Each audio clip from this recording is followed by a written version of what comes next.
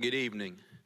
I would like to call to order the February 7, 2023 Little Rock City Board of Directors meeting. We would like to welcome those in attendance as well as those watching home or viewing or streaming online. Madam Clerk, if you would, please call the roll.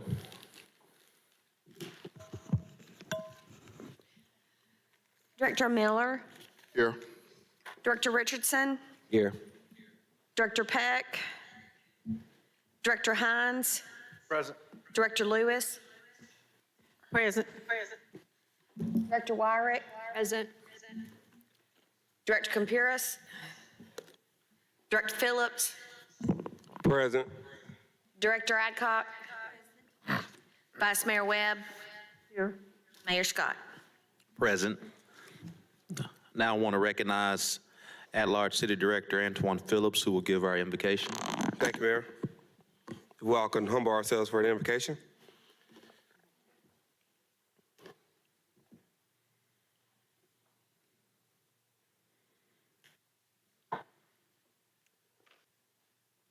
Dear Lord, we come to you asking always for continued guidance and protection as we do the work that we've been sent here to do.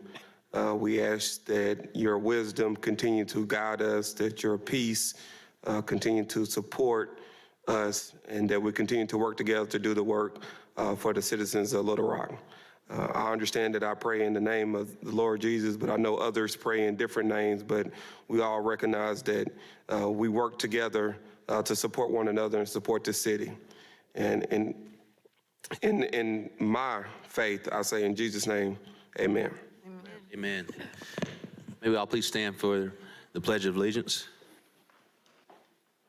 Pledge allegiance to the flag of the United States of America and to the republic for which it stands, one nation, under God, indivisible, with liberty and justice for all.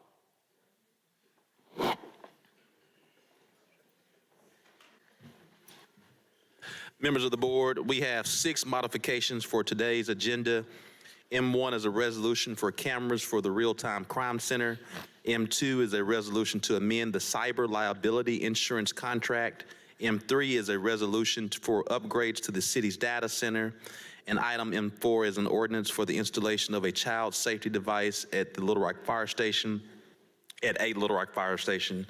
In addition, items 26 and 27 are being deferred until March 7, 2023.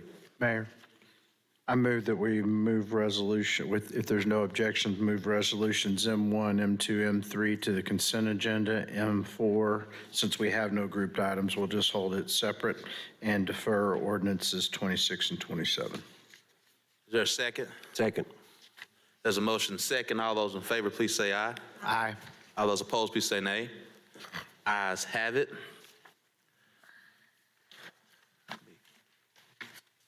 Just want to make sure I get this. All right. Madam Clerk, you would please read the consent agenda along with the items M1, 2, and 3. The consent agenda consists of a resolution to set February 21st, 2023 as the date of public hearing to form and lay off Little Rock Municipal Property Owners Improvement District number 2023-001 Edgewood Subdivision Project and for the purposes. A resolution to set February 21st, 2023 as the date of public hearing to form and lay off Little Rock Municipal Property Owners Improvement District number 2023-002 Edgewood Subdivision Recreation District and for the purposes.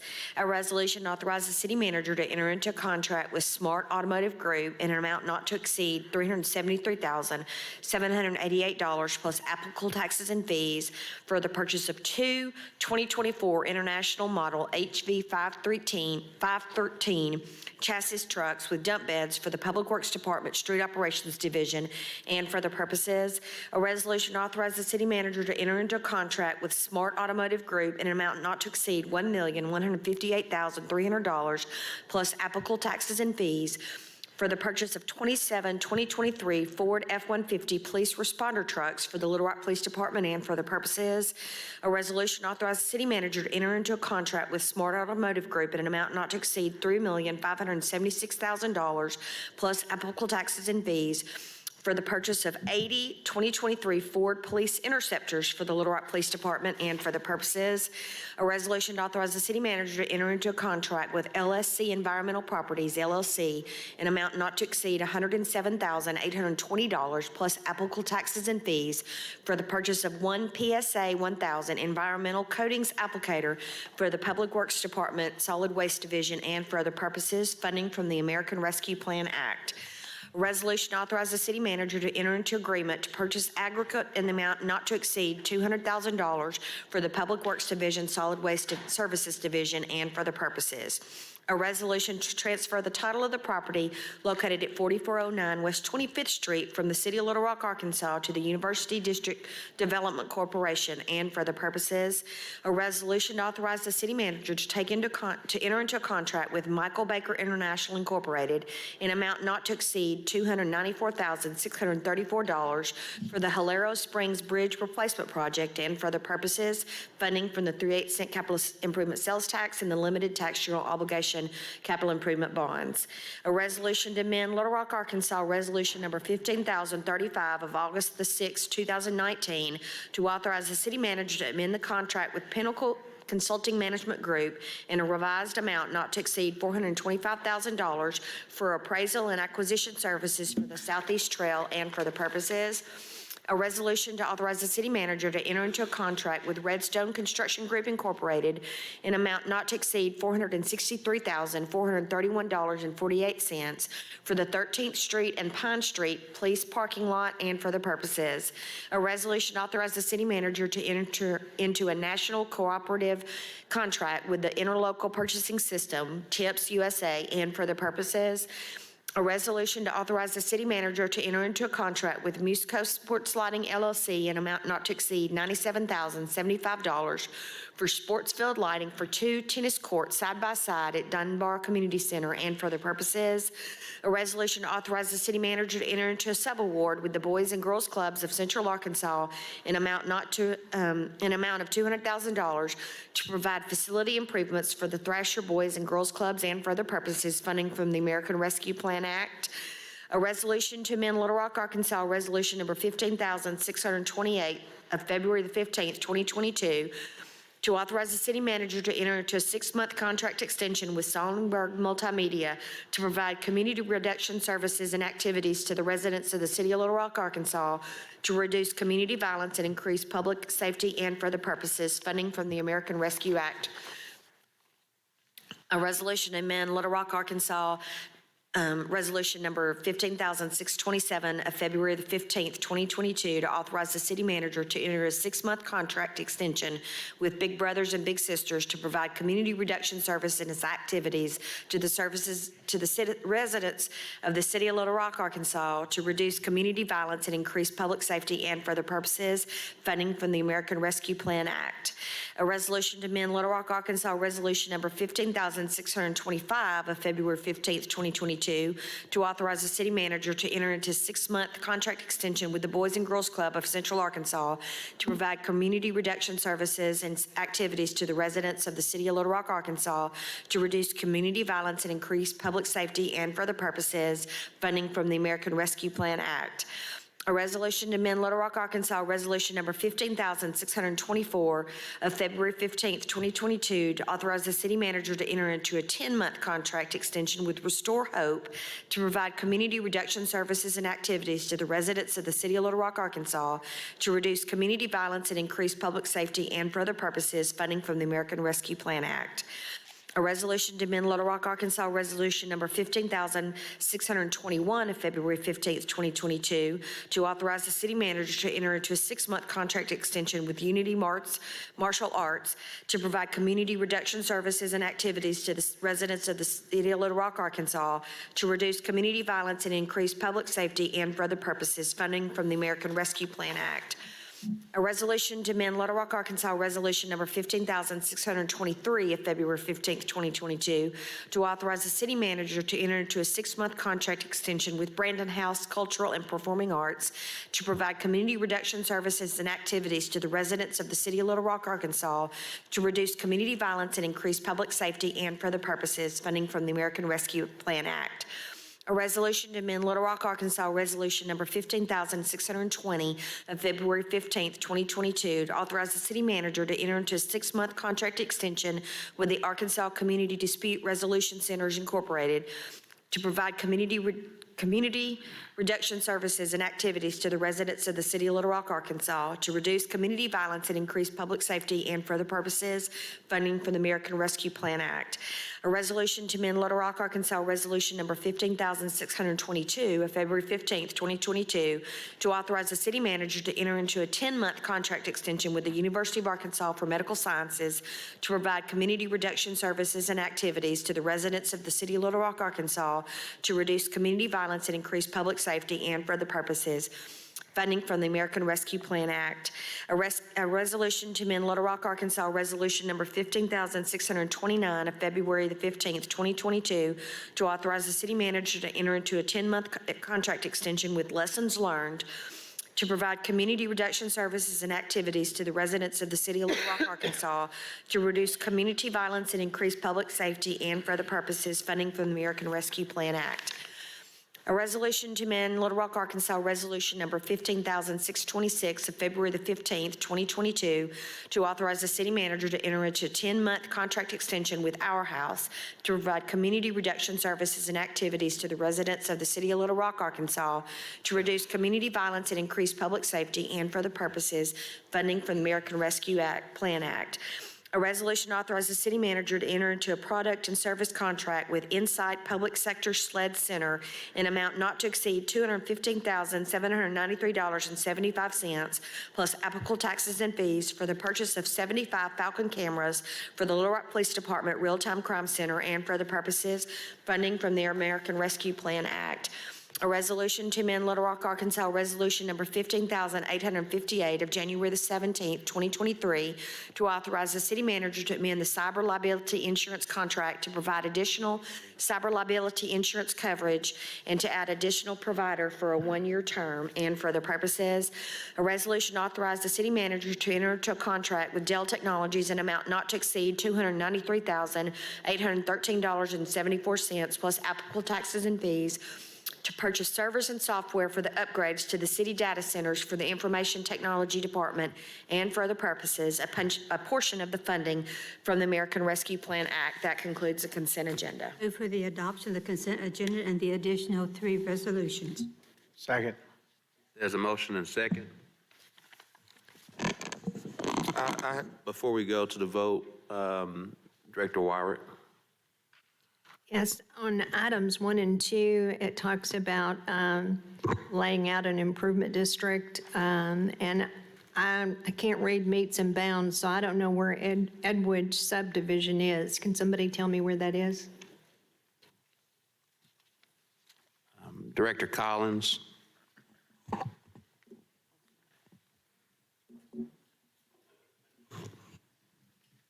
It's not a planning issue.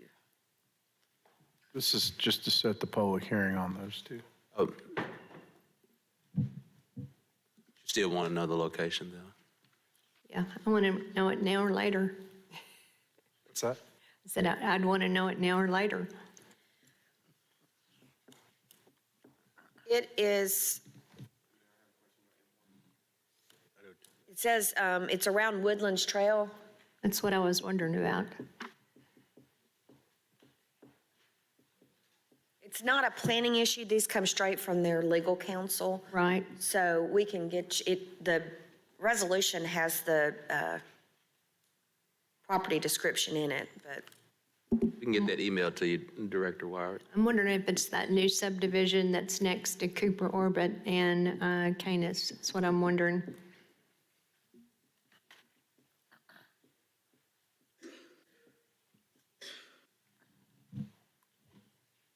I'll have to go look into the files. I don't remember that that's the one. If it's laying by, it's probably been one there for a while, so I'll have to go find that and send that out. Okay. So we'll get that to you Copy the before attorney. February 21st. Okay, it'd be nice when we get these if they would identify the location. I always like to know where those are. Thank you. Thank you. Director Richardson. Yes, thank you, Mayor. I think it's important that we point out that those programs we recommended for reduction of violence and increase in public safety were not PIT-funded programs. These were our funded programs, and I think that we had talked a couple of weeks ago about having a PIT public policy discussion at the end of agenda meeting so that people really know that these are not prevention, intervention, and treatment dollars. These are American Rescue Plan dollars, so there's no confusion. And I hear people continually asking about the use and misuse of our prevention, intervention, and treatment funds, which I think we have a little bit more flexibility with those dollars than we do with these, so we can make sure that that's clear to those who are here and those who are watching, that these are not prevention, intervention, and treatment dollars that we're using for these programs that we're recommending for funding. Yes, sir. We'll be certain to make sure everyone knows these dollars are not PIT, they're American Rescue Plan Act. Director Phillips. Thank you, Mayor. I was going to ask Sergeant Tyrell? Major Tyrell, excuse me, question about the modification related to the cameras. Major Tyrell. Yeah, sorry about that, Major. I need to put respect on your name. Called you Sergeant, so No, take my it. apologies. As it relates to the Falcon cameras, I'm sure my colleagues, as well as we get emails or phone calls about what are we doing in Little Rock to help with the increase in violence we saw last year. So I want to know, how do these cameras help the police do its job in that sense, so we can share that with the constituents? So the Falcon cameras are used to capture vehicle information. And we found, working in the crime center, that these have become a very essential piece of technology in identifying suspect vehicles when problems arise and generating leads for detectives. For the last 9 months, we've been in a study with Flock Safety, which is a parent company for the Falcon cameras, with 25 cameras, and we found them very useful. Increasing to 75 would make them even more useful for us. And when you say useful, I mean, I don't know how much detail you can give us without giving out. I'll give you as much as you'd like, sir. Well, I don't want to know about ongoing investigations, but how does it help? I want people to know we're doing things to help solve crime, prevent crime. Understand. So let's say I'll give you a perfect example. Let's say we have a drive-by shooting that occurs in a neighborhood. Typically, when that happens, our witnesses give us very generic vehicle descriptions. You know, if you're getting shot at, it's very difficult to come up with the complete license plate number. They might be able to get one letter out of the license plate, the color of the car, the make of the car. So if we have some flock cameras in the area, we can go and research the images that the flock cameras have captured and identify potential suspect vehicles or leads for detectives to start working on.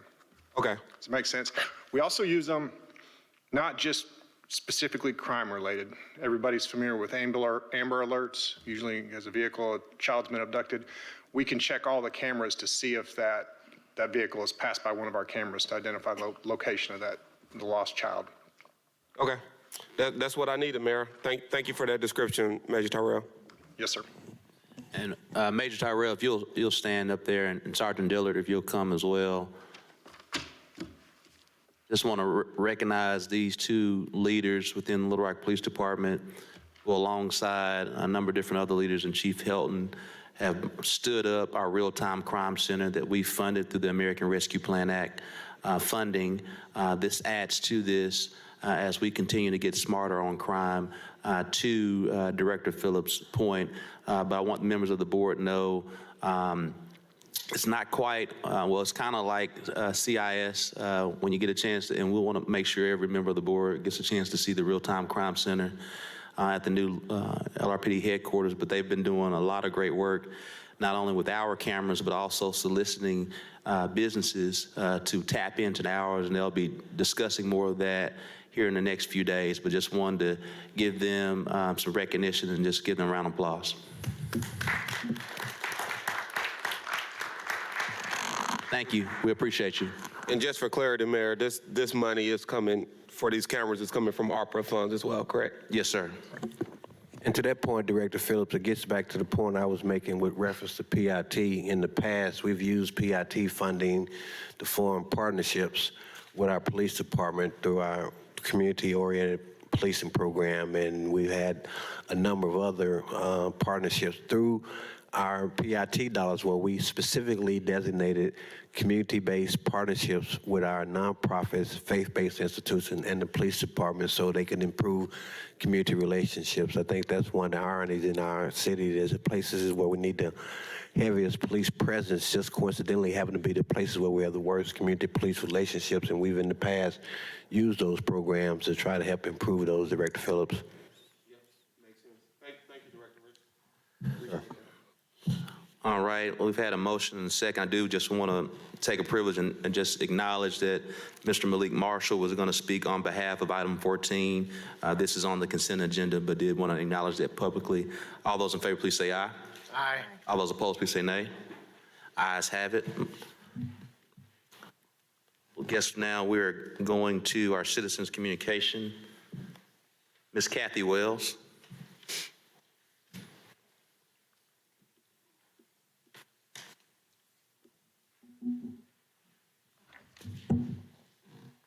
Thank you.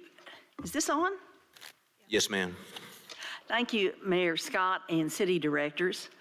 I'm Kathy Wells, president of the Coalition of Little Rock Neighborhoods, and I wanted to call your attention to the tracking of participants concern that we've raised before. Bring it to you tonight. We'd love to get confirmation from you that these 10 programs you've just funded to reduce violence are going to result in tracking of the participants basically till they're age 18. Compare it to how many times they go into these activities, what kind of juvenile problems result from at-risk youth anyway, so we can get a better handle on how effectively we are intervening in the lives of the folks to reduce violence. Also, we'd like to bring up again to you the issue about forecasting together the water schedule for the next 10 years of rates and the sewer schedule for the next 10 years worth of rates and the trash contracts and pickups for the next 10 years. We really, really need to be looking at all of this together. And let's not overlook the fact that the mayor has already raised the prospect of another sales tax increase. But all of this should be on the table at one time to take into the discussion about rates to finance our government going forward. Please look at them all together. Thank you. Yes, ma'am. Reverend Benny Johnson.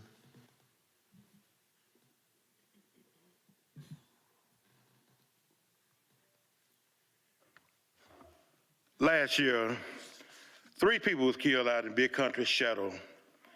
Yet this city didn't do enough to secure the safety of the people there. Now, if this would happen west of University or north or 630, you act like the world's coming to the end. Anything happening in the River Market up in the Heights in West Little Rock, you're quick to jump on it. But yet, these owners of this apartment complex should have been held accountable for the safety of the people. Now, Brother Bruce, I texted you a few weeks ago. You didn't respond to me until the night before city board meeting, but because you heard I was coming here. But you're talking about shutting the place down. Now, you have some good citizens out there, law-abiding citizens. And you know, when I came up, I didn't think it was fair, but some get broke in the house. All 5 of us got a whipping. I thank God for them because it made me a better person. But I said to say this, you don't punish everybody for what a few people are doing. And my understanding is some of the problems that's going out there at Big Country Chateau is coming from the outside. Yes, I've been on this city again, Bruce Moore, for 2 decades about this hellhole over here on 12th and Peyton. 12th and Woodrow, yet it's still happening. Now, before Chief Bueller, he retired, I had a conversation with Chief Bueller. I said, man, why don't y'all do something about that place? The police have been called there over 300 times. Well, he said, well, you trying to do this? I said, man, I don't want to hear no excuses. I said, now, when some cats came up missing in Pulaski Heights, y'all put a special unit on to find out who was killing some cats. But you won't do a special unit to find out who's shooting down black people, boys and girls. It's really ridiculous. And I'm going to tell you something. Playtime is over. Now, I got a lot of respect for Major Terrell because I've done a lot of his funerals, these young men that got killed. He gave me his personal cell number and said, if you need anything, just call me. But I just want to say to this city, we got to do better. We got to do much better. Now, Tim Griffin just been on the job for 2 months, and he did more for Big Country Chateau than this city did in the last 20 years. I'm going to tell you, the playtime is over, and we got to do better in supporting what's south of 630 and not just supporting the powers that be. God bless you. God bless you. Thank you so much, Reverend.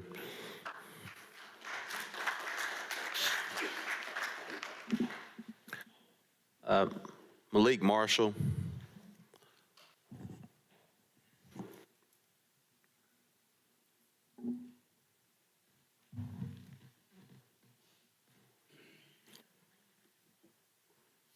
Hey, I just wanted to say first off that really appreciate the vote for Thrasher Boys and Girls Club tonight. This has been something we've been pushing for a really long time.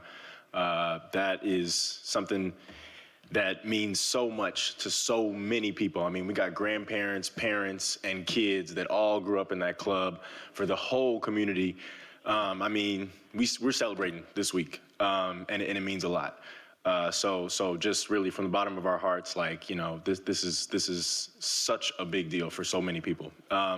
And also later on, you're going to hear from some folks from Big Country Chateau, from the organization that I also work for, Arkansas Community Organizations.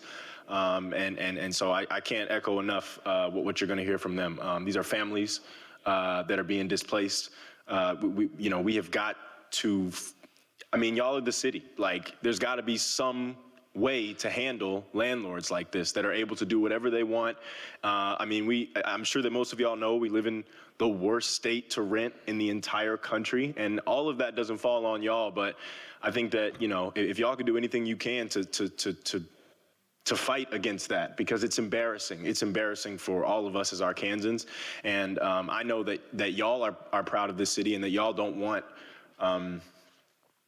Y'all don't want to have that reputation, you know. It's a shame, and for so many people to be dealing with this situation, it's just unbelievable. And so I just want to take a moment to bring attention to the people that are going to speak after me from Big Country Chateau, because it's hell over there, and we need y'all to do something about it. We are taxpayers. Like, there is nobody else to do anything about it. Like, that's just it. But thank y'all so much again for Thrasher and for letting me to speak, and I hope y'all have a good one. Thank you, Malik. Ashani Carey.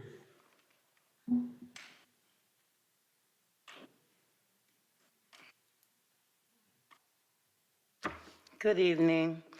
My name is Hassani Carey, and I would like to talk about Big Country Chateau. I am a resident at Big Country Chateau. I did not know the history of Big Country Chateau before I came here from New York. It should be illegal for unlicensed maintenance people to do maintenance work. That's how situations like this happen. The city needs to prioritize and retain affordable housing. Little Rock needs to get a group of organizations to help us move and replace furniture. I personally can speak for myself that I have experienced psychological torment living in fear, losing my water, my electricity, my housing, and especially something that cannot be replaced, and that's my life.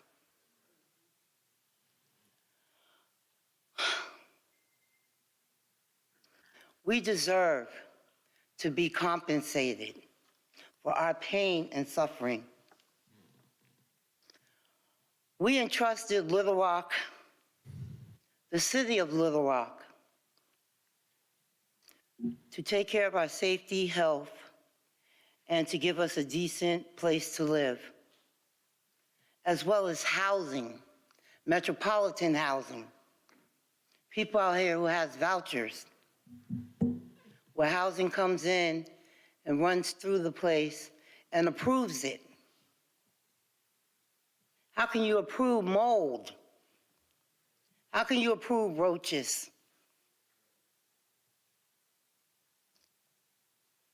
We, the tenants at Big Country, will not be victims of greedy and mismanagement.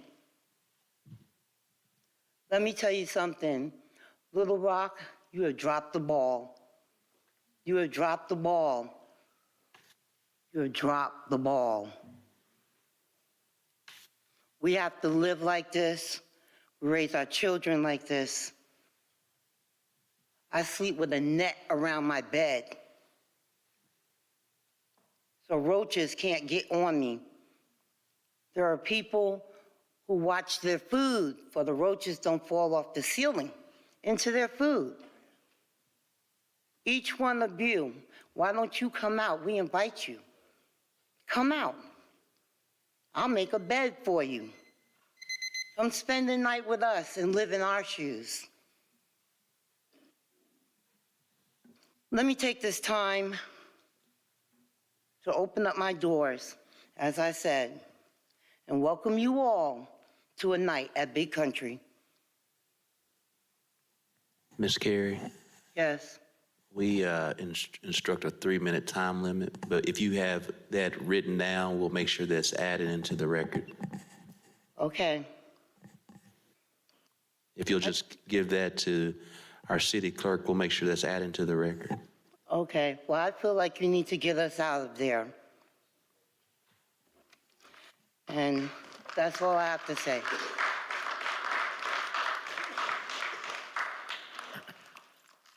Philip Harris.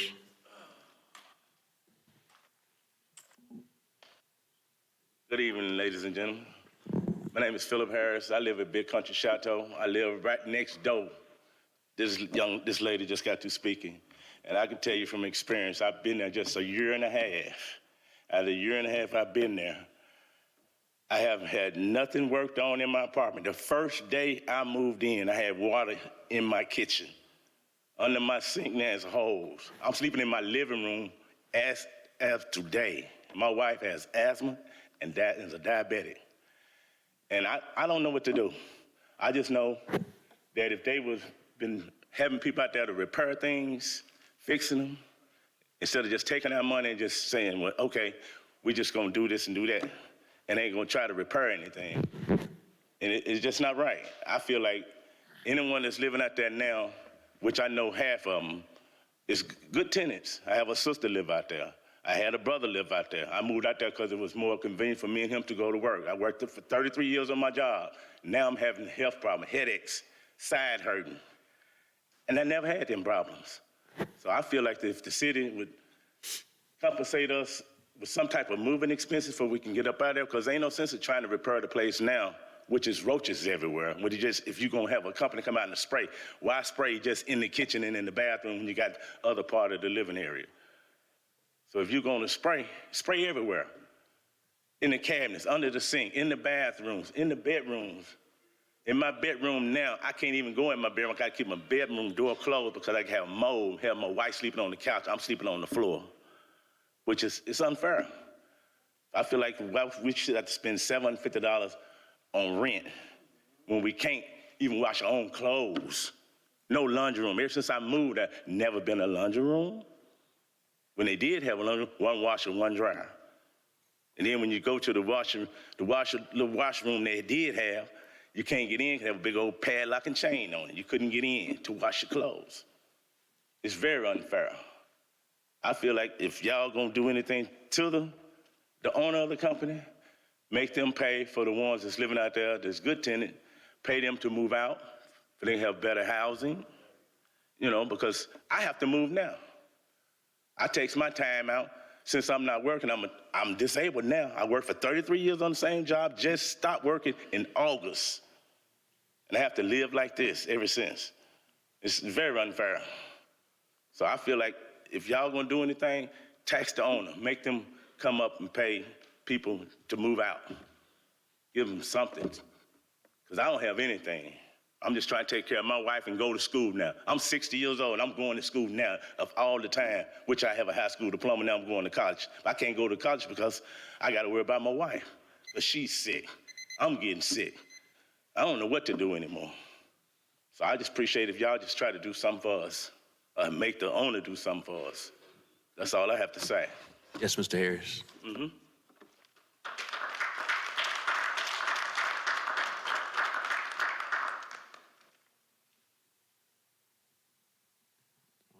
Mars Lane, excuse if I'm pronouncing it correctly, Cranford.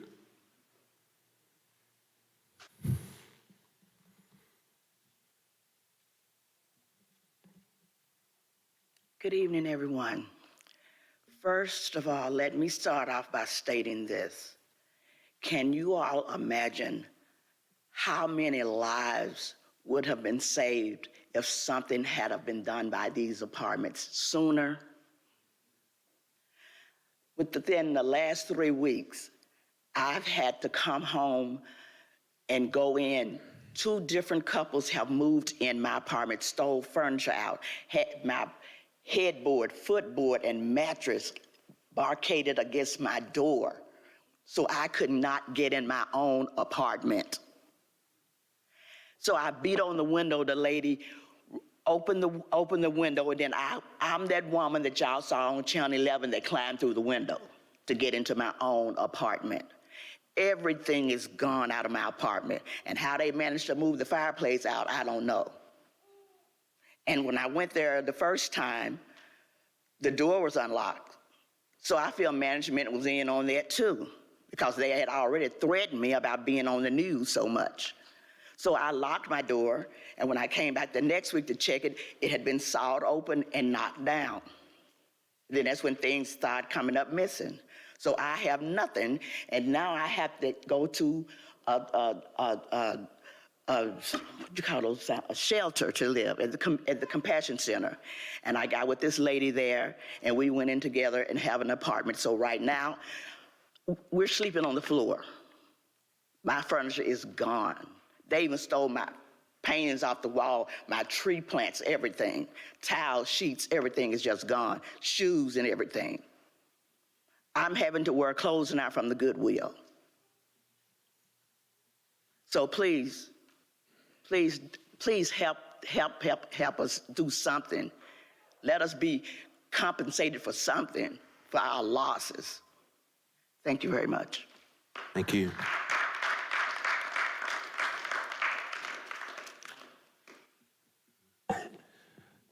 Director Phillips. Thank you, Mayor. I just want to let the folks here from Big Country Chateau know, today on our agenda, I don't know if you have it, but we're going to have a discussion about what's going on, what we can do to address some of the issues that y'all raise. So I know sometimes people speak during citizen communication and then you leave thinking that we're not going to discuss it or not get to it that night. Tonight is a little different. So we are going to discuss that tonight. So if you were planning to leave, I would ask you if you can to stay so you can hear this discussion about what has happened and what we hope will happen going forward. So I just wanted to make sure that they were aware of that, Mayor. Well, thank you. Madam Clerk, if you would please read item number 25.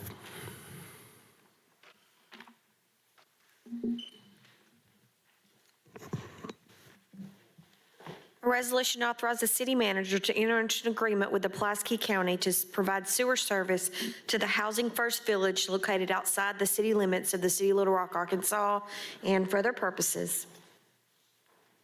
Vice Mayor Webb. Thank you, Mr. Mayor. I would like to move to defer this until February 21st. Second. There's a motion and second to defer to February 21st. All those in favor, please say aye. Aye. All those opposed, please say nay. Ayes have it. Madam Clerk, if you would please read item M4. An ordinance to permit the placement of an unauthorized receptacle in a fire station that belongs to the city of Little Rock, Arkansas, which can be used to voluntarily place a child pursuant to Arkansas Code Section 9-34-202, to declare an emergency and for the purposes. First reading. We suspend the rules, place on second reading. Second. There's a motion and second. All those in favor, please say aye. Aye. All those opposed, please say nay. Ayes have it, second reading. An ordinance to permit the placement of an authorized receptacle in a fire station that belongs to the city of Little Rock, Arkansas, which can be used to voluntarily place a child pursuant to Arkansas Code Section 9-34-202 to declare an emergency. Second reading. Suspend the rules and place on third and final reading. Second. There's a motion second. All those in favor, please say aye. Aye. All those opposed, please say nay. Ayes have it, third reading. An ordinance to permit the placement of an authorized receptacle in a fire station that belongs to the city of Little Rock, Arkansas, which can be used to voluntarily place a child pursuant to Arkansas Code Section 9-34-202 to declare an emergency. Third and final reading. Now at three readings. Director Hines, then Director Phillips. Thank you. Mayor and Board, this Safe Haven baby box was kind of the genesis of it was a men's group at my church, Calvary Baptist Church. They raised approximately $13,000 to gift this baby box to our fire department. It was being done all over the nation. Arkansas created a safe haven law. This would allow a mother or father, if they've got a newborn infant or a younger child, to be able to place this baby in this box. It's monitored electronically. We also have protocols set up with the fire department and MEMS to respond to it. If any child's ever placed in there, they're kind of become commonplace all over the country. There's a no questions asked deal if somebody decides to put a newborn in this box, but we've been a long time running, and I just want to say thanks. We've got a couple of members from that group in the audience, and just wanted to recognize them for their efforts to raise the funds to put the first of its kind in Little Rock for us. I'd appreciate a good vote on this. Thank you. Director Phillips. Thank you, Mayor. I had just a couple of clarification questions. This is a fire station that we don't know which one? Director Phillips, the fire chief, knows which one, but I left it like that so that it could be more stations. It could be a change station based upon need, rather than have an ordinance specify an exact station and then need an amendment from the board to be able to move the facility. And this was obviously a modification, and I definitely appreciate the ministry work for Director Hines and his colleagues at Calvary Baptist Church, but are there any obligations we're imposing on the fire department or fire department personnel when someone leaves a child there? The fire department is going to develop, and I had a discussion with Chief Hubbard, and he may even want to be here to discuss this. The box is a monitored box. It sets off an alarm when a child is placed there.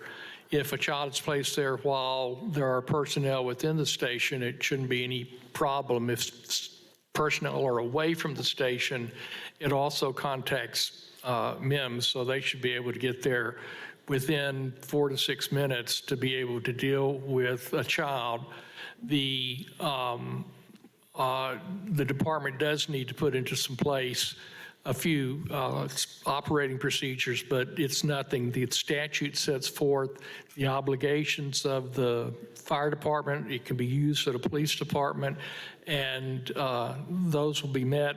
And also, the ordinance is written in such a way that depending upon how enthusiastic the city becomes about this program, by resolution only, we can approve other locations.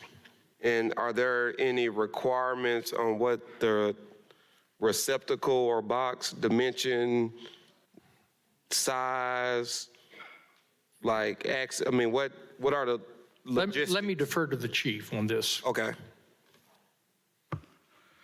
Good afternoon, Mayor, City Manager, members of the Board of Directors. After speaking with this group, it's the standardized size to accommodate a small baby bed, small enough but large enough to hold an infant child. So it's not a covered box? It's not covered? It's almost as though you go through a dry, I don't want to sound cruel, but it's a box that opens up from the building. It sits flush to the building. The door opens up. There's a box that sits inside. Oh, okay. I understand. Such as this. I understand. And they placed it and then once the door is closed, it's locked. It's a temperature element that controls the temperature in that particular box. It also sounds an alarm that notifies the firefighters inside that station, as well as our communications center, who then in turn contacts MEMS. It's all done simultaneous. Okay. But it's not it is a very welcoming, warm atmosphere to place a baby. Okay. Okay. All right. I guess, Vice Mayor, that's all I had. Thank you. Are there any more questions? I had a question or two. Sorry. I had a question or two for the chief. Okay. Director Wyrick. Yeah. Hey, Chief, how's it going? Good afternoon, Director. How are you?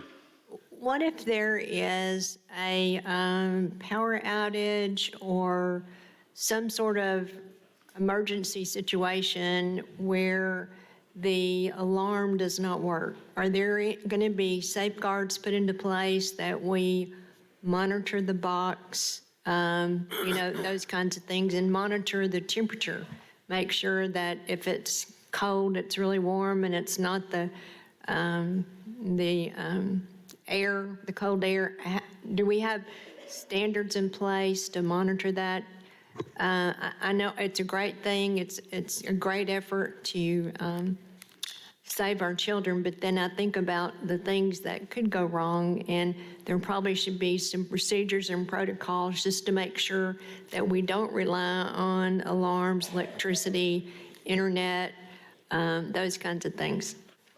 Great question, Director. All of our fire stations have backup generators, so if there is a power outage, there's always going to be a continuation of a power source to these particular buildings.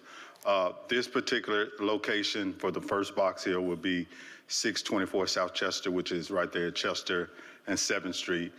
It's one of our larger fire stations with multiple personnel working at all times, which will give us the ability to continuously monitor this particular box.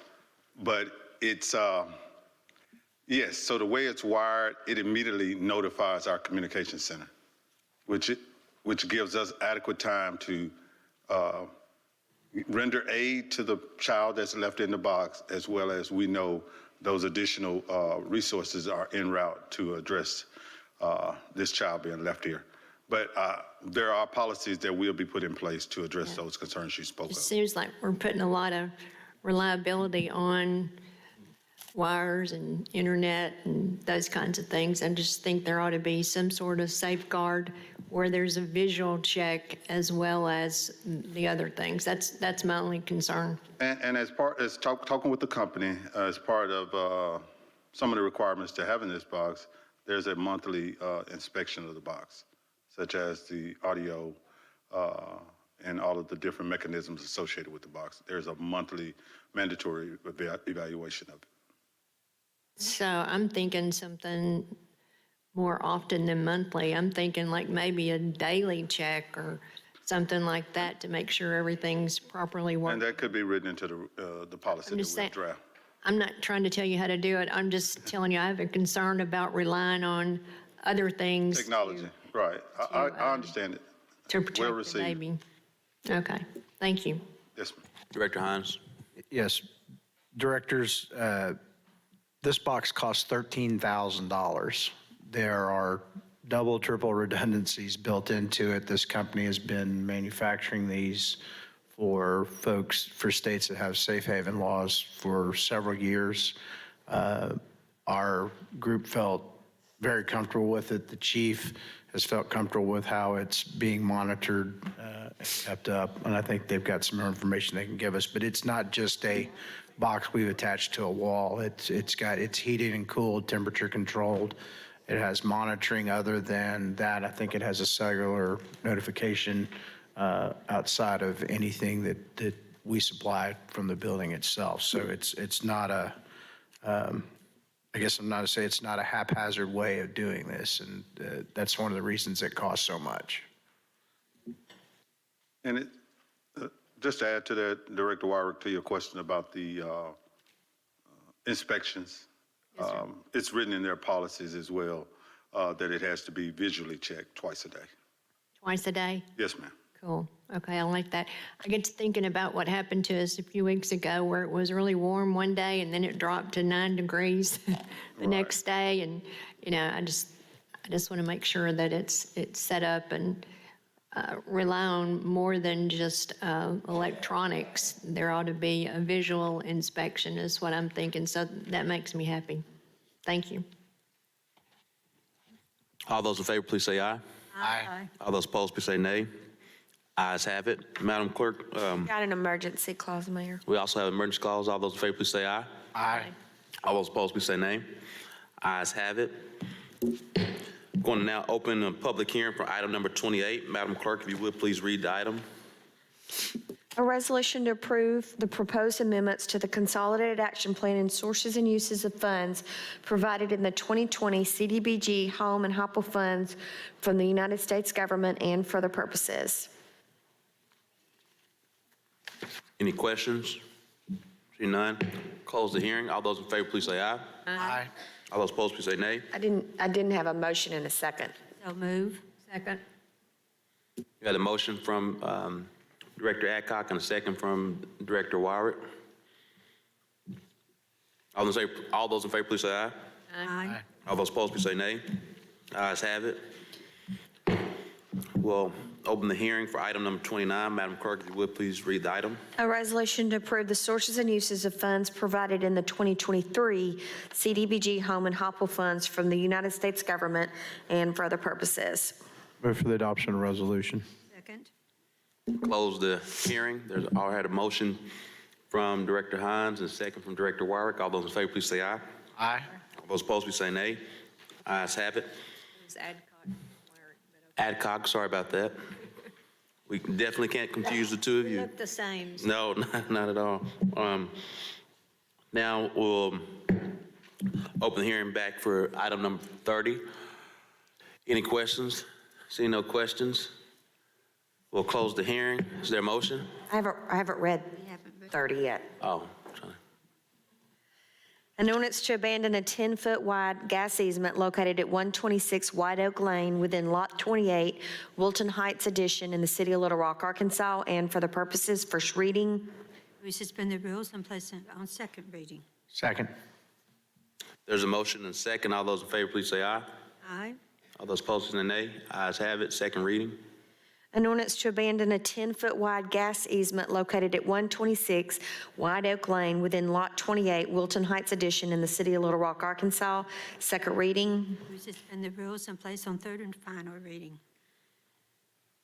Second. There's a motion and a second. All those in favor, please say aye. Aye. All those opposed, please say nay. Ayes have it. Third reading. An ordinance to abandon a 10-foot wide gas easement located at 126 White Oak Lane within Lot 28, Wilton Heights Addition in the city of Little Rock, Arkansas. Third and final reading. We've had 3 readings. Are there any questions? Any questions? All those in favor, please say aye. Aye. All those opposed, please say nay. Ayes have it. We'll now transition to our legislative update from Emily Cox.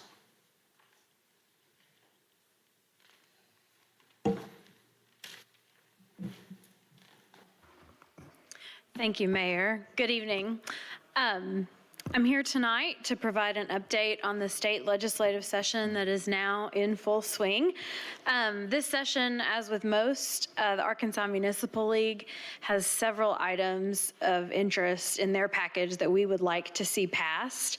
And those items include a couple of Freedom of Information Act components and amending the sales tax confidentiality and rebate statutes to ensure transparency and accuracy with predicting tax revenues. And then also reducing the administrative fee that's charged by the state of Arkansas for the state of Arkansas to collect local sales taxes. That percentage right now is 3%. And we'd like to see that decreased. And as of today, those bills have not been filed, but those are issues we're working on. And although none of those bills has been filed to date, over 500 have been filed, and many of them do impact the city and municipalities generally.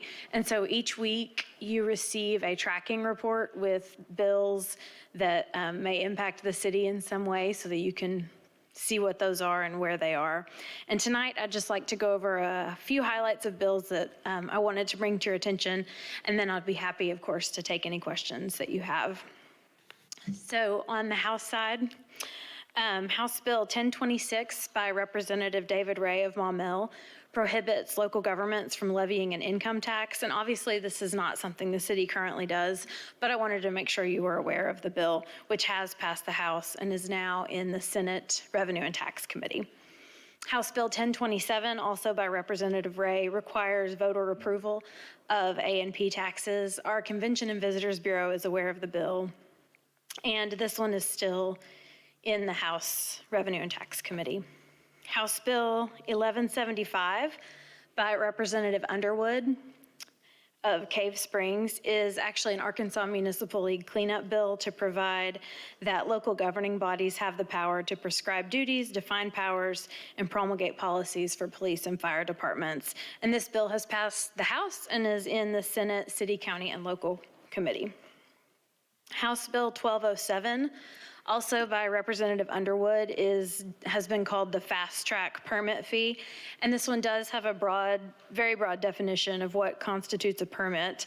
And it would require a local government to approve or deny permit requests within 60 days, which is obviously a small window when you're talking about zoning actions.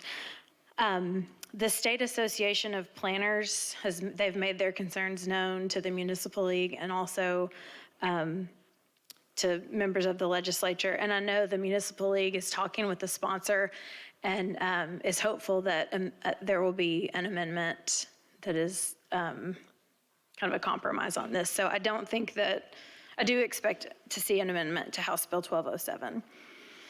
And then House Bill 1325 by Representative Andrew Collins of Little Rock would require that any additional early voting sites have the same hours as the designated early voting hours at the county clerk's office. The bill is still in the House Judiciary Committee, but I wanted to share that one with you all as well. And then on Senate bills, Senate Bill 71 by Senator Dan Sullivan of Jonesboro prohibits preferential treatment by state entities, including local governments. And so this does preempt local control. And the bill has passed the Senate State Agencies Committee last week, and the bill sponsor committed to listening to others before taking it to the Senate floor for a vote. I'm sure you saw in the paper he met with the Black Caucus on Monday, and the league is against the bill and has spoken to the sponsor about it. And then the next Senate bill I wanted to share with you is Senate Bill 121 by Senator Mark Johnson, and it amends the Historical Monument Act from last session.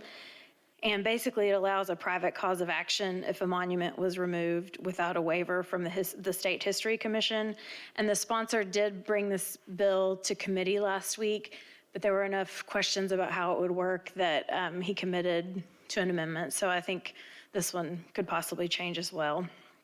And then Senate Bill 197 by Senator Bryant from Rogers was filed yesterday, and it prohibits restrictions on short-term rentals. And I know that the league has spoken with him and expressed concerns on behalf of municipalities, and I'm hopeful that their conversations will continue and that we'll see this bill amended. So that concludes the list of bills I wanted to bring forward tonight, and I'm happy to take any questions about these or others. Director Phillips. Thank you, Mayor. Thank you, Director Cox, for the update.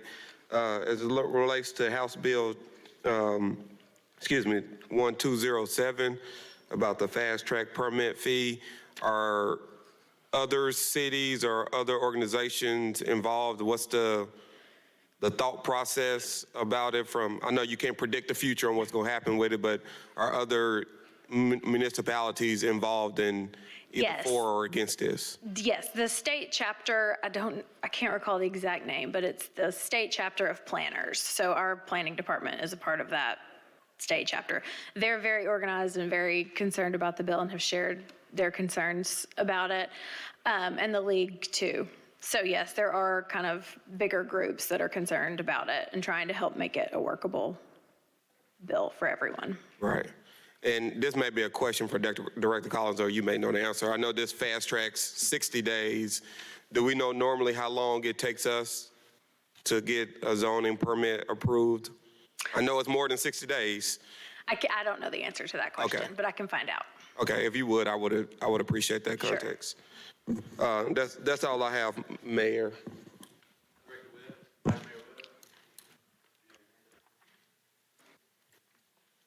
Director Wyrick? Thank you. I had a question again about Bill 1207, and it says fast track permit fees. Are there other fees that we're talking about besides zoning? It's a pretty broad definition of permits that they're talking about, and I think it's unclear. So it could be more than zoning. So whatever other areas do we have in this city, Mr. Moore, that this could impact? We do lots of permits, don't we? Electrical, plumbing, all those buildings, yeah. It could impact a significant number of permits that we issue. But probably the zoning planning would be, that's probably our longest running situation. The other permit, electrical, plumbing, building, those things probably would be okay with the 60 days, wouldn't they? Well, not necessarily, because on some occasions we find that the builder or the contractor, there's something that wasn't done correctly, and then it'd be a staffing issue also. As you know, we're 121st square miles, and Yeah, I'm aware of that. Yeah. So, but I would think if there was an issue with one of those, then you'd start the clock all over again. But then you start getting into procedures, how does this really work? So I think it's more than just planning that is a concern. I agree. Yes. Okay. And then the other question I had was under Senate Bill 71, and it talks about preferential treatment by state entities, including local government. I don't know what we're talking about. What kind of preferential treatment would we be interested in this bill?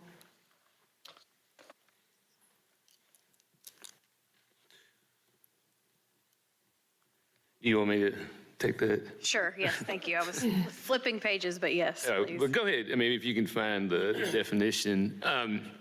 We've talked a lot about it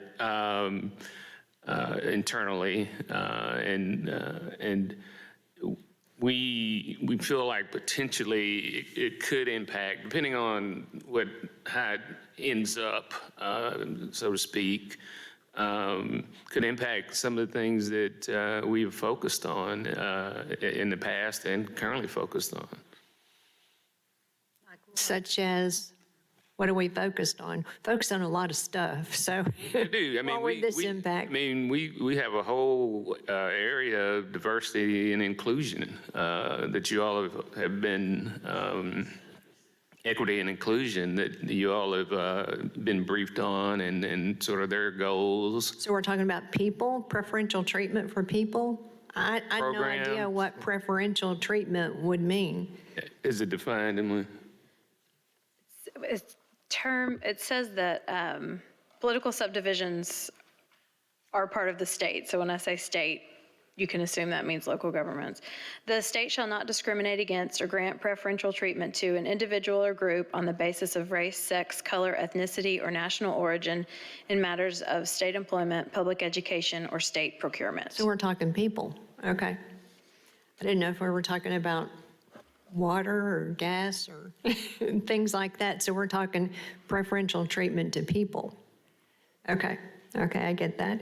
And then this short-term rentals, we're discussing that now, so, or soon to discuss it. So What happens if they pass this before we get to our revisions, or if we pass it and then this comes up? What's the situation with that? If you remember, the board spent a lot of time working on an Uber regulation. Yes. And they told us we had a model ordinance and they were going to use it across the country. And the legislature started and they passed a statute banning cities from regulating Uber. So we would be a ride sharing, it shouldn't be just Uber, but we'd be in that same predicament. Okay. I think that was all. Thank you for the update. You said AMP was aware of the Bill 1027. Yes, Are they in support of it or not? I haven't had a follow-up conversation. I don't want to Okay. speak for them. I'm sorry. Okay. All right. Thank you so much for bringing this to us. Director Richardson. Thank you, Mr. Mayor. Emily, thank you for your report and your update. One of the things I'd like for, if you can, send to us, I don't know what the bill number was, and I think it's appropriate tonight since we've heard from some of our residents about their housing situations, about proposed increases in housing and hours of volunteering to receive housing, or proposed increases in hours of employment. And a word on the street is that the governor is supportive of it. I don't know if you know what I'm talking about or not. Can you? Yes, the work requirement bill. Yes. I'll be happy to add that. And if you could send that to us, I really appreciate that, because I Be think that happy has a great impact on a number of our citizens, and I was especially thinking about the man who spent 33 years of working, and now he's retired and trying to go to school, and in order for him to get housing, he's going to have to volunteer, or him or someone in his family is going to have to volunteer a certain amount of hours per week, and that needs to be demonstrated. And I think, once again, it puts an undue burden on some of our people who are already suffering from some number of disproportionate social ills. So if I'm correct on that, if you could send that to us, I really appreciate that. And was that, can you give us that bill number, please? Not off the top of my head, but I'll definitely get it to you. Okay, thank you. Director Adcock. On Senate Bill 197, would you please send us a copy of that bill? Yes, ma'am. And then also, in the very beginning, you said that there was two that was not filed yet on FOI. What did they cover, or what do they? Yes, ma'am. One of them, it clarifies what information can be released when a request is made for employee salaries without notifying the employees of the records request. This is a bill that was passed last session that was useful to the city, and there's a hiccup, so they've got to fix it. So that's one of the FOIA ones. And then the other is about notice and when and how it has to be given. And I'll be happy to give details to you. Okay, please. All right, thank you, Director Phillips. Also, Quickly, Director Phillips, Director Adcock, were you still? yes, no, also with Bill, the one talking about the number 71 Senate bill. If you would, please copy me on that. Yes, ma'am. Thank you. Thank you, Mayor. Thank you, Director Adcock. Director Phillips. yeah, just real quickly, as it relates to House Bill 1207 specifically and generally, how do we determine, I don't know if this is for City Manager or for you, Director Cox, whether we are supportive of something? I know you said that the league has taken a position that they're against this.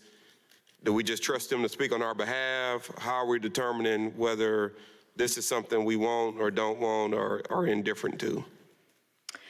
So on House Bill 1207, I mean, it's one that, as it's written right now, I don't think it's workable. And so we've shared our concerns with the league, and the league is equally concerned about those things and has taken them to the sponsor to try and help find something that satisfies everyone's needs. So that's the answer to that on the fast track permit bill. Okay.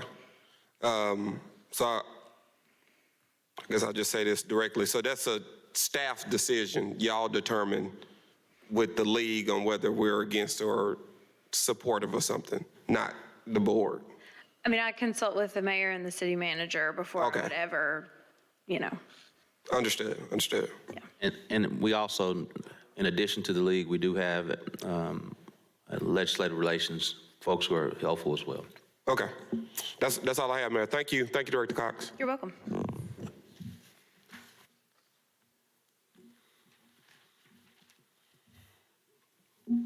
Thank you. We'll now transition from our legislative update to the Big Country Chateau update. We'll now ask Mr. Tom Carpenter, our city attorney, to begin the update. Director Adcock, do you have your hand up? No, I didn't turn it off. Thank you. An email that I received this afternoon from Deputy City Attorney Alan Jones has been passed around. There was a mass inspection, including code enforcement and the police department and the fire department today, all on 151 units, the laundry room, the office, and ancillary buildings out at the Big Country Chateau. They were completed today. My understanding is that a number of apartments have been boarded because they are not in compliance. I think that number is 61. People are still living there in other apartments. A locksmith was brought up to deal with apartments we could not otherwise access. Citations have been issued for various violations. Re-inspections occurred for previous violations we had noted, and if they have not been corrected, a second citation was entered. All of this is being documented with reports, video, pictures, and citations. We're getting the reports back hopefully tomorrow and the next day. There is a sentencing hearing right now scheduled in district court on the 13th of February at 1 p.m. We need to see what we have tomorrow because there's also a circuit court hearing that's going to be held, I understand, later this week in relation to the action for receivership filed by the Attorney General's office. And we may move to consolidate and be a part of that particular case. So that's where we are. That's where we are. Director Phillips. Thank you, Mayor. First, I do have some follow-up questions for the city attorney, but I want to address the residents of Big Country Chateau who are here and who are watching or will read some report about this. I truly empathize with you. I grew up in Southwest Little Rock. I used to live in Butler Apartments. We had the same situation back in the early 90s. We were kicked out of our apartments for similar issues. Me and my family spent 3 months at the Ritz Motel on Asher, not knowing what to do next. So I'm talking to you from someone who's lived this, right? And I understand how important this is to you guys. So I don't want y'all to leave here thinking, hey, we came in here to talk to folks and they don't get it. I get it. And I do have some follow-up for the city attorneys. One, city attorney, just for a perspective for those watching or in the audience, what is a receivership? What does that do? What can we expect for folks to make sure they understand what's going on? It's an action the Attorney General brought. They're going to ask that somebody be appointed, and it looks like the Wilson Law Firm is representing a company called Apex, but I'm not quite sure of the parties on that, but they're going to have somebody to be appointed to make sure that the things that need to be done at the apartments are done. I don't know exactly how the funding is going to work or where it's going to come from, but it effectively takes the owner who is out of state away from being able to decide what will be done or not done. They're going to be arguments that people have not paid rent for a period of time, and that's just going to all have to be worked out in front of the court or in front of the receiver. The city's interest is that we have gotten continuing reports that everything was going well. Mr. Phillips, who spoke to you tonight, sent me a video last week that showed the water leaking. I think it was his kitchen sink and straight onto the floor. That was the first evidence of that kind that I had seen. Another tenant also sent us documents or information to be able to show, and we let Judge Leverett see it in a Zoom hearing that was held about the problems that are out there, and now we're going to have all of these problems out there. As it relates to the inspections and the potential violations, two questions. One, how long are we giving them to correct these violations? And if they're not corrected, are we filing that back in environmental court, or will that be in circuit court, City Attorney? Well, by statute, they get a certain amount of time for correcting violations, but once that has passed, the case is filed in environmental court. We've had a problem in that we can't get any of these reduced to the fines being imposed or judgments being imposed. So we've gone for months where the owner did not pled nolo contendere, no contest, meaning, which is, as you know, because you also are an attorney, means that for all intents and purposes, it's to be treated as a guilty verdict, but no fines have ever been imposed. And we've got not only the fines for the violation, but daily fines for every day the violation has not been cured. None of that has been in effect for all the months that we've had them in court. We've asked the court to do that, and the court has refused to do so. That is a judgment that's left up to the court to make, so that's where that is, but it's kind of silly.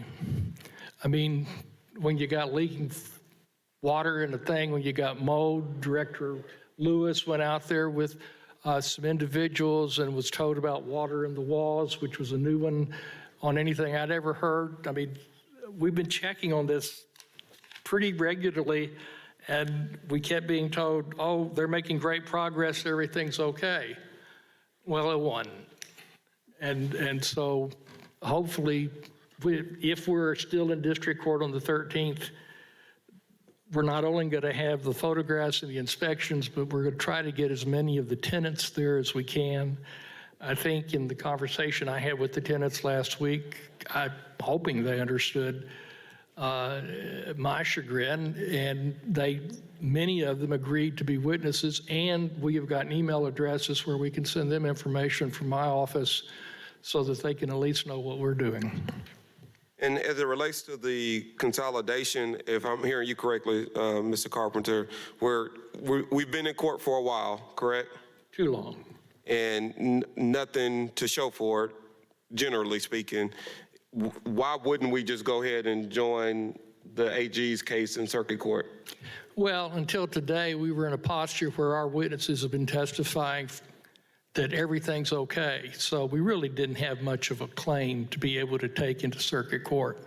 I mean, the very first thing I would do, were I the attorney for the owners of the apartment, is to say, wait a second, Your Honor, every one of his inspectors has said month after month after month that there's nothing wrong out there. And suddenly there is, and I think that's incredible. And now we're going to have credibility. We can't say, though, that they just got this information today or yesterday. I was saying we can't say that the information just came up yesterday or today. That's not what we're saying, right? Like No. it's No, the proof of the issues out there. There are two types of things that have come up today. One is based upon prior inspections, which they have not completed, even though they've been telling the court they have. And we can use that in front of Judge Leverett to challenge the credibility of anything they've said. But the other thing is that we've got all these new violations, and those are going to be brought up too. And the question we're going to be deciding as we get this information in and as this hearing goes forward is, do we just bypass district court and go in and say this is a nuisance? I don't know the protocol on that, City Attorney, but I would make a motion that you do that. We need to take some action on behalf of these folks, and if there are hurdles for whatever reason at the district court level, I'm asking you, and if I need to make a motion, I'll make it, to go ahead and do what we need to do to get to circuit court to move this along. And if you need a second, Director Phillips, I second that, sir. Well, before you do that, let me caution you. I mean, we've got a hearing later this week to see what's going on. We've got information that's being compiled now. The report that I've given you is the one I've got from people who were on the scene, but I hadn't seen it. I saw it, and I reported on what I saw. You saw what you saw, but the entire inspection of today we haven't gotten. And, you know, y'all are going to meet again next Tuesday. I think you ought to have a report next Tuesday as to what we found. We may have already taken action by then, and if we, a different action by then, but. Are we attending a hearing on Friday? That's, yes. Okay. And I guess the ultimate, the big picture question here, and I think this is what the folks who live there, they want to know, what can we do? What options are in front of us to help these folks out? Unfortunately, unlike the young lady from New York, in Arkansas, we really don't care about tenants.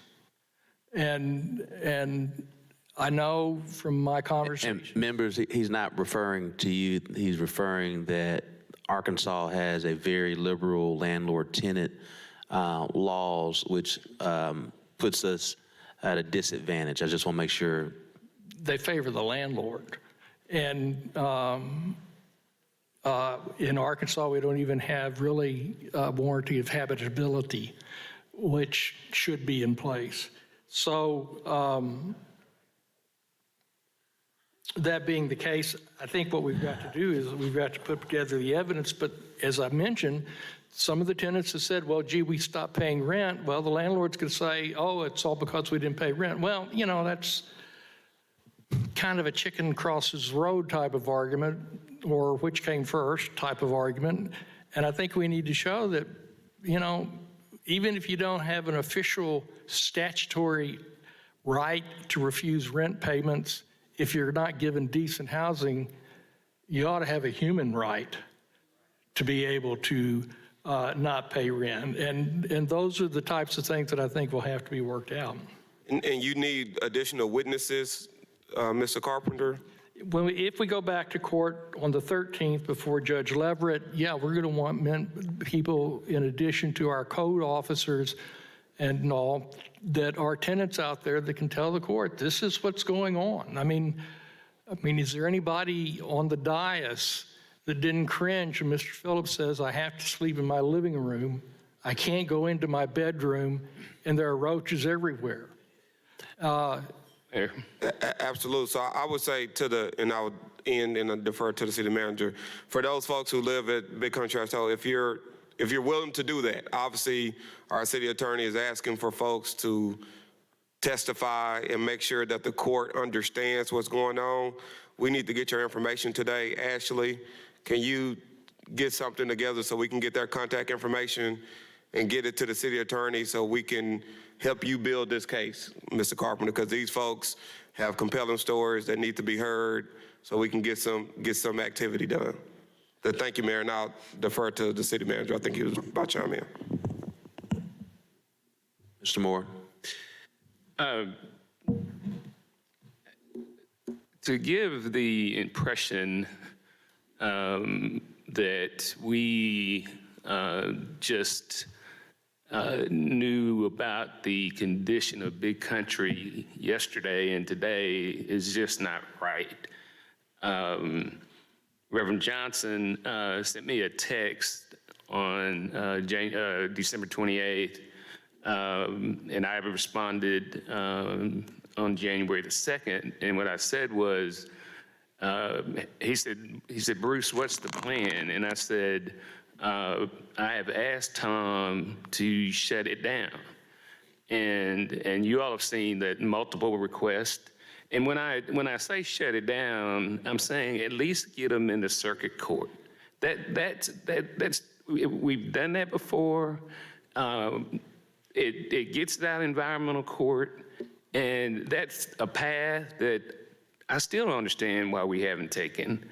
But I don't think it's fair to the residents or to the citizens of the city to say that we just sort of found out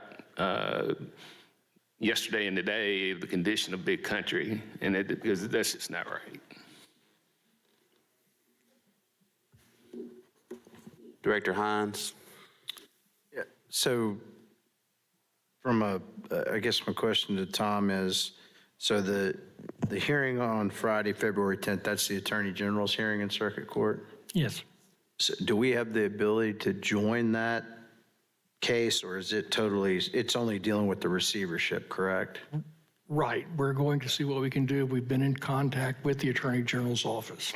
Okay, so, and I don't know how you term it, ex parte or whatever. How do we get this out of district court? Do we have to file an appeal since we've got inaction by the sitting judge in that court and we can't get a judgment out of him? I mean, or do we just have to, I know we've got two attorneys up there, and I know there's procedural rules on how to get something there, but I guess the question is, if we've already got a hearing in Judge Leverrett's court on the 13th, can we get into circuit court sooner than that? I mean, can we get an emergency? We have dismissed cases in district court to go to circuit court for action in the past. We haven't had situations like this where our own witnesses have said there was nothing wrong in the past. And if I can, one more thing, Mayor, I just want to echo what the city manager said, because I think we talked about this last summer, and we had inspections last summer from the city, and the code folks went out there. So this, I think there's enough evidence for us to make the move to Circuit Court, Director Hines, is what I wanted to share. Thank you, Mayor. Director Wyatt. Thank you, Mayor. I'm a little confused. Who is the one that Mr. Carpenter is talking about that came back with a report of no issues? Is that our code enforcement people? Yes. Is it somebody from the apartments that's It was our doing it? code enforcement witnesses. Our code enforcement employees said there were no issues. They had been making great progress and it was looking good.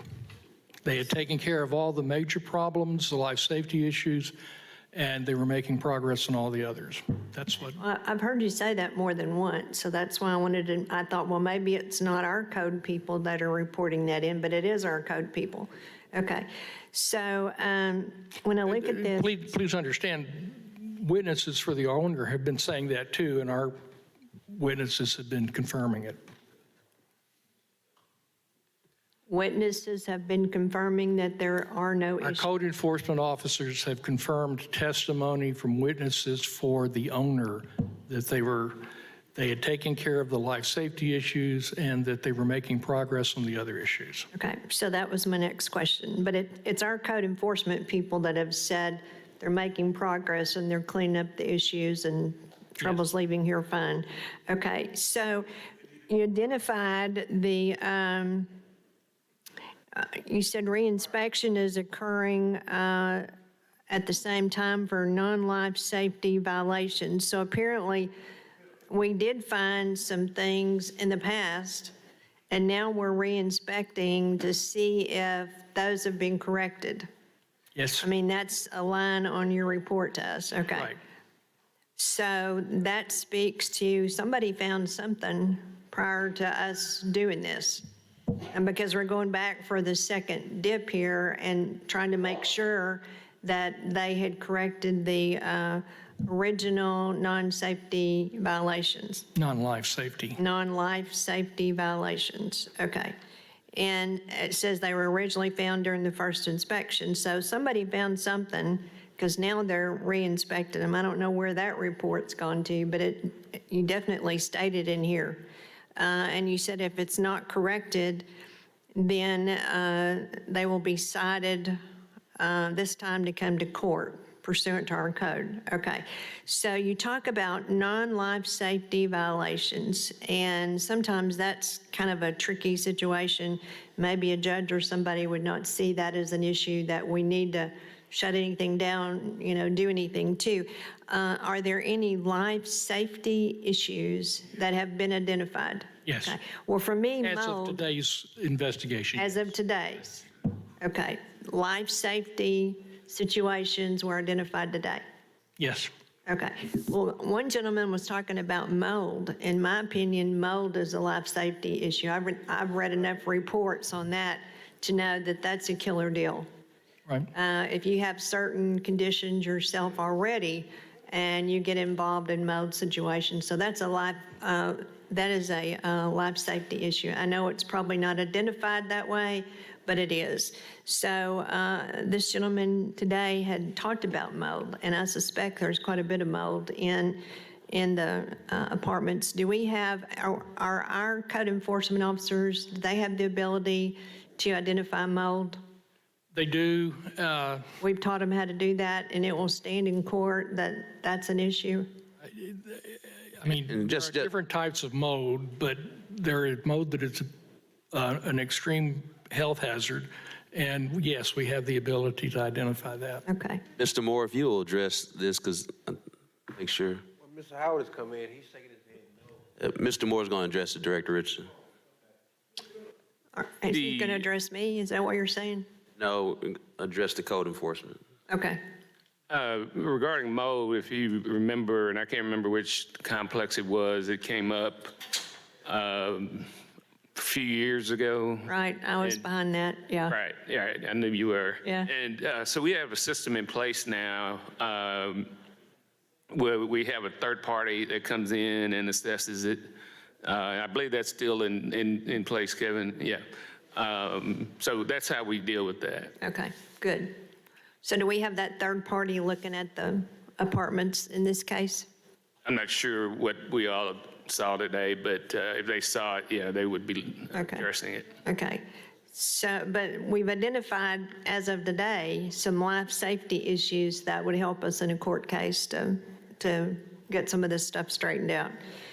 Okay, so I'm a little bit confused. The February 10th, that's with Judge Connor, and that's on the receivership, right? Yes. Okay, that's on the receivership. And in that case, you'll determine whether or not you want to enjoin in that case.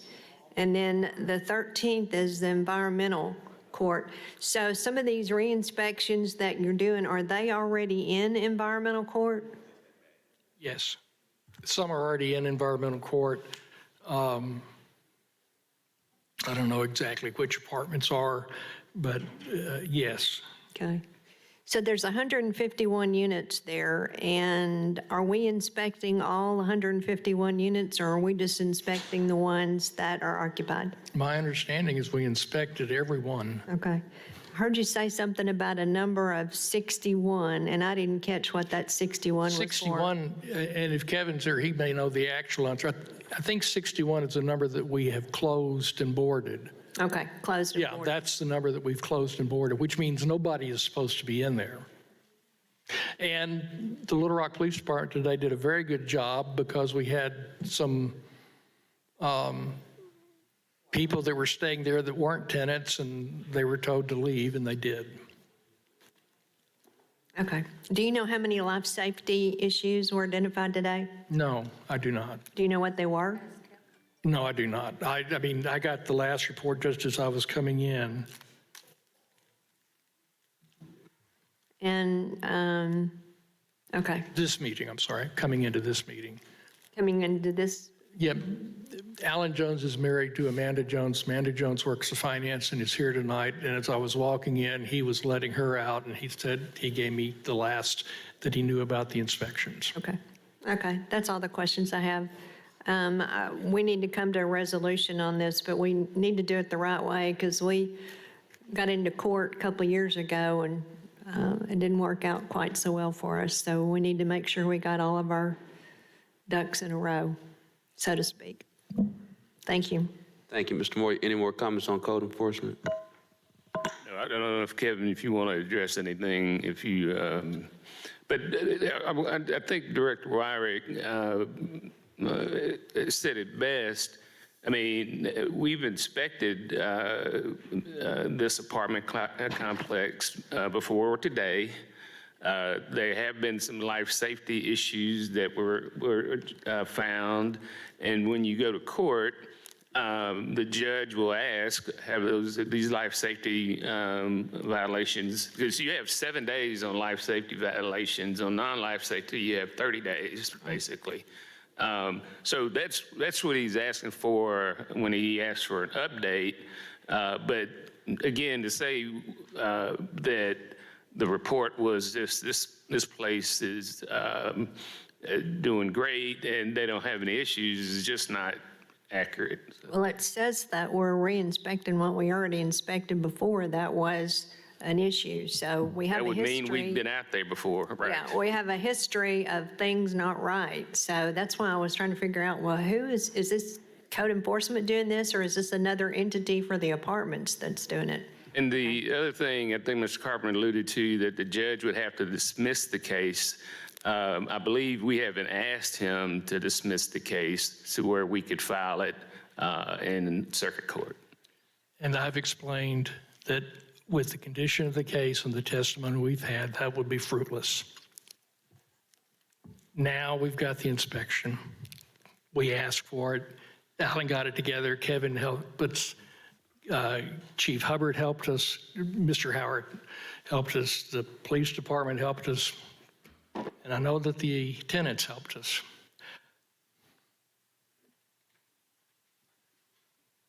Mr. Howard. Good evening.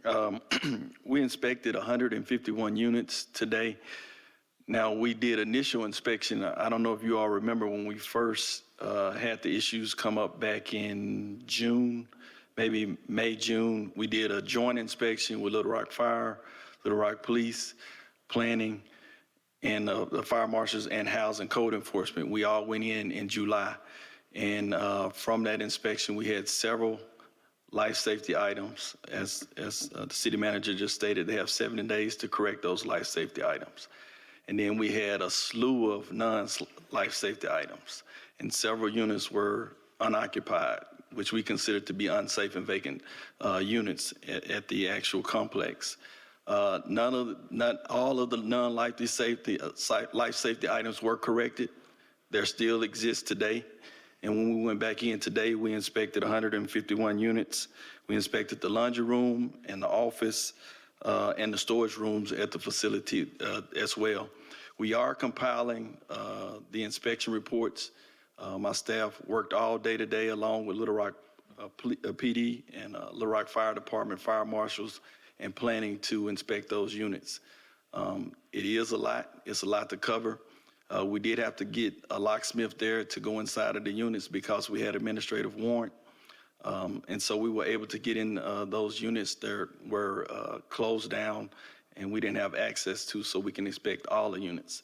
Now, what happened back in July, we couldn't get in all the units. We didn't have administrative warrant. So we couldn't get into every unit to look and see what was actually going on.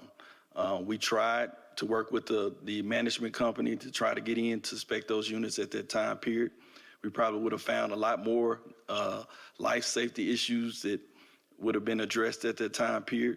They were addressing some of the life safety items because they had 7 days to address them, but they did not address everything of all the issues that was happening at Big Country Chateaus.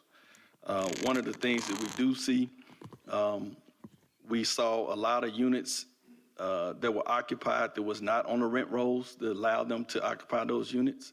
And so we had Little Rock PD, and we had to get those individuals out of those units. And so a lot of times when you see some of the units, when you get video feed, a lot of those individuals do not supposed to be at that apartment complex. And so you have a lot of units that are being occupied, so we had to close those units down. How many units did you have to close down? Do you remember? We boarded 61 units. And they had people in them that were not supposed to be there? We had 8 that were unlawfully occupied. Okay, 8 out of the 61. Yeah. Okay. Sorry, I jumped in there, apologize. But as we stated, we had our special projects team on staff too as well, so we can board those units, because if you don't board those units, we have people that are unsheltered that's trying to get in those units. So like Director Phillips said, I empathize with the actual residents there. So they do have a lot of major issues over there. I don't want to go into the details, but it was pretty bad today. Thank you, Director. Director Webb, then Director Phillips.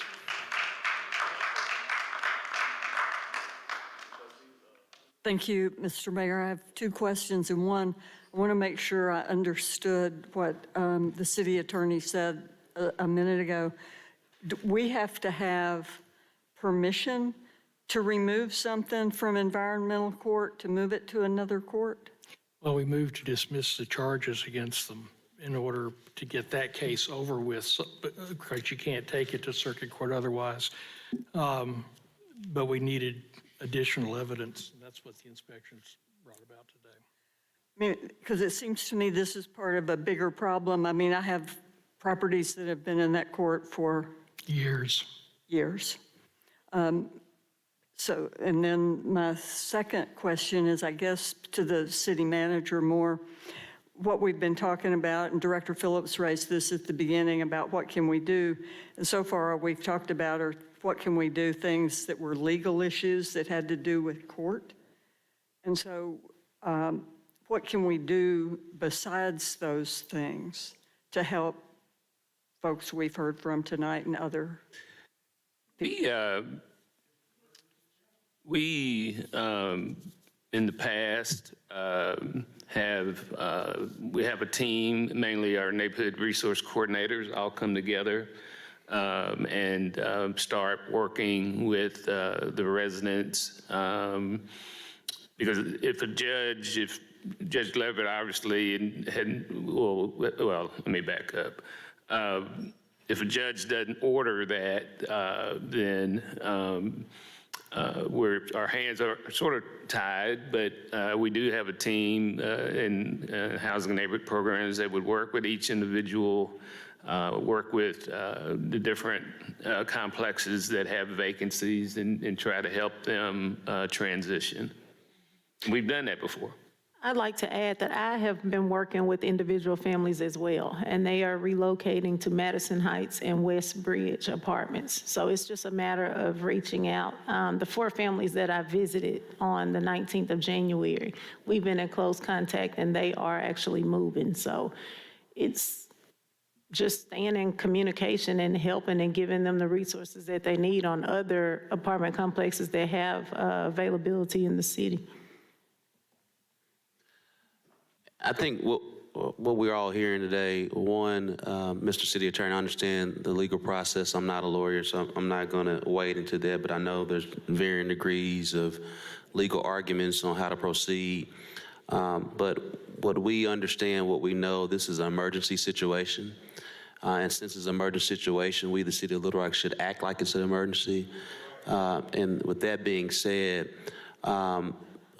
I just want to make certain from a legal standpoint, Mr. City Attorney, if we move forward after today, the Office of Executive Administration to move forward in an emergency way to help our residents whom we care deeply for in the situation on how we move forward, whether that's having a team work alongside MHA to get them in some homes right now, because we're grateful for the leadership of Director Lewis, but quite frankly, we need more resources from the city to do that. She should not do that, even though that's out of kindness of her heart, and we tip our hat to that. We at the city need to make sure that we just make this a priority to get those individuals into homes or into hotels until we can get them to the MHA and figure out a way how to fund it. Particularly because, as we all know, through a legal process, this could be another month or two. We all know that code enforcement went out last summer. We're here back again, and we got to stop waiting. It's past time that we act.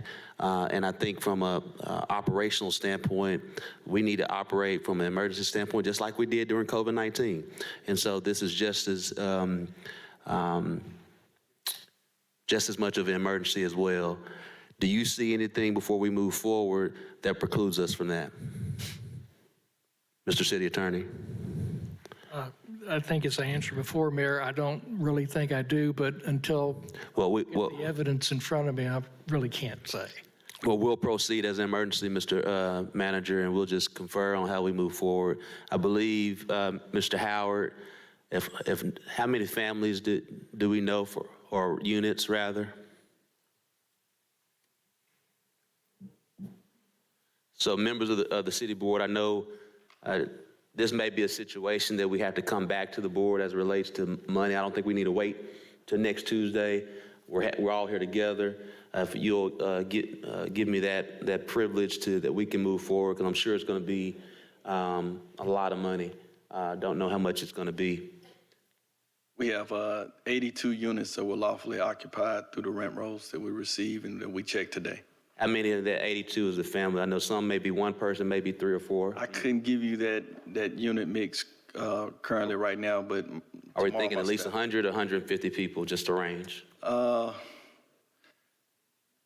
would say more close to 100, 125.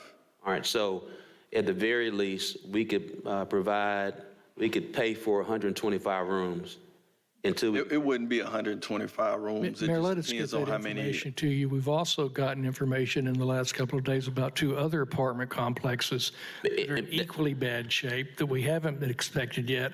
We may be looking at a much bigger number, and we need to get that to you. I understand, but I don't think this board, nor do I want to wait on that. We wait too long. We've waited too long. And again, that's why I want to know from a legal standpoint. Well, from a legal standpoint, you will pay for the relocation of anyone who has the vouchers, and you need to pay for the relocation of those who don't, just because it's the human thing to do. Will do. So we will move forward. Mr. Manager, if you'll work with Kevin Howard, and we'll figure out an emergency operation plan starting tomorrow.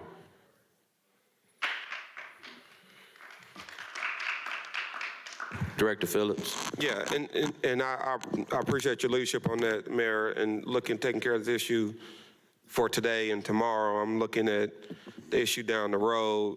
Mr. Attorney, do we need additional legislation to change some of our ordinances on what is a violation or the impact of a violation under the city code? Is there something for the city board to do from a legislative standpoint? No. Okay.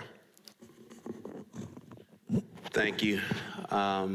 Mayor, Director Warwick. I have a quick little question. Does MHA help us in any situation like this? What would they be able to help us with or provide for us?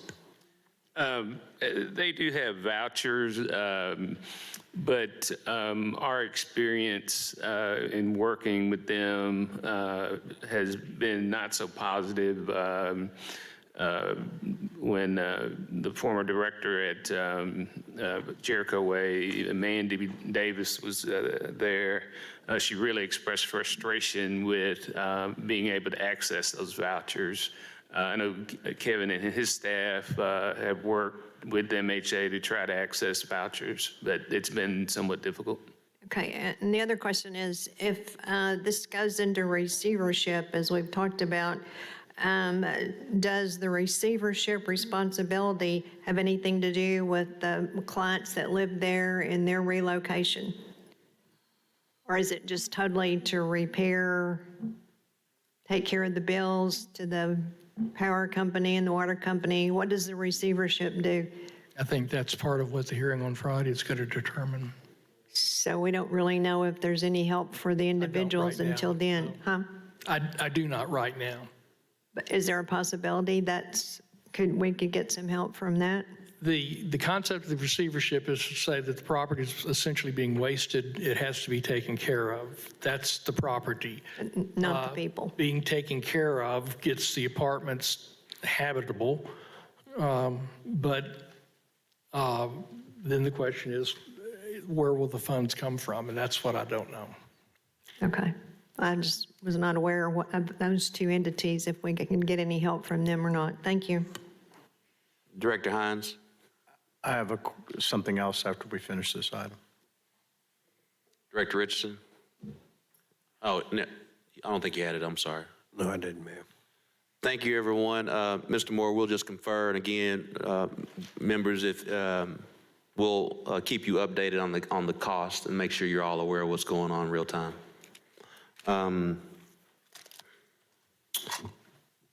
Thank you, Director Howard. I know you'll be working with Mr. Moore on that. And again, to the residents of Big Country, we see you, we hear you. We'll be working in emergency fashion to address this issue. Director Hines. Mayor, Ashley is circulating a resolution that I plan on asking to be added to the agenda. It's just a resolution stating that we disagree with the CAW rate increase and the issue of indebtedness to deal with certain infrastructure issues. Tom worked up this resolution. If there's any amendments or suggestions, please get them to Tom or myself. But I'm just as our rule, I'd ask this be added to our agenda in 2 weeks. I think it's important that we act, as we talked about already, in order to stop this rate increase. It requires both cities to do, but we have sat too long, too quietly where CAW is concerned on the way they're operating the utility and raising rates at will. And I feel that this will be a first step into expressing those concerns. Thank you so much, Director Hines. Members of the board, seeing no other comments, meeting adjourned.